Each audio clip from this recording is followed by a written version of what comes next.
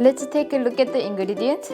I have here 2 eggs, 2 slices bacon, red pepper, little bit onions, green onion, corn, soybean, carrot. I usually just cutting like a small this piece and then blanch, and then after blanch I just put in the freeze my frozen section, and then when I need that I just take out and just very fast you can use it. So this is already cut one. I have here oil, cooking oil, soy sauce, and then oyster sauce, sesame seeds. Sesame seeds you can skip it, and then salt and pepper, and then of course this carrot also you can skip it, but other ingredient I highly recommend prepare all the other things. First, let's cut vegetables and bacon.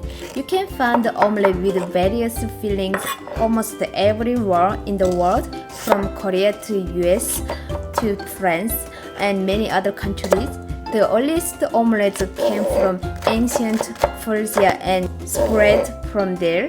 The legend said that Napoleon in the 1810s made the omelette famous. He had his first omelette at an inn in southern France just before big battle. He thought it was so good that he ordered the villagers to gather all the egg and make his army omelette the next day.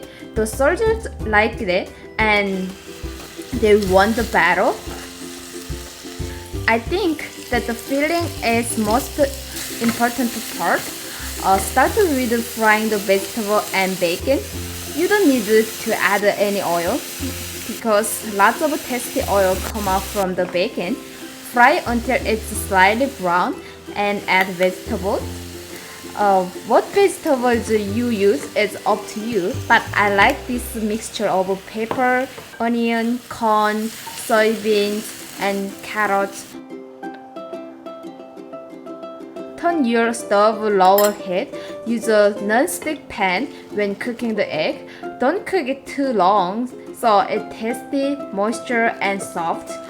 Put the filling and fold, and we are done. Enjoy!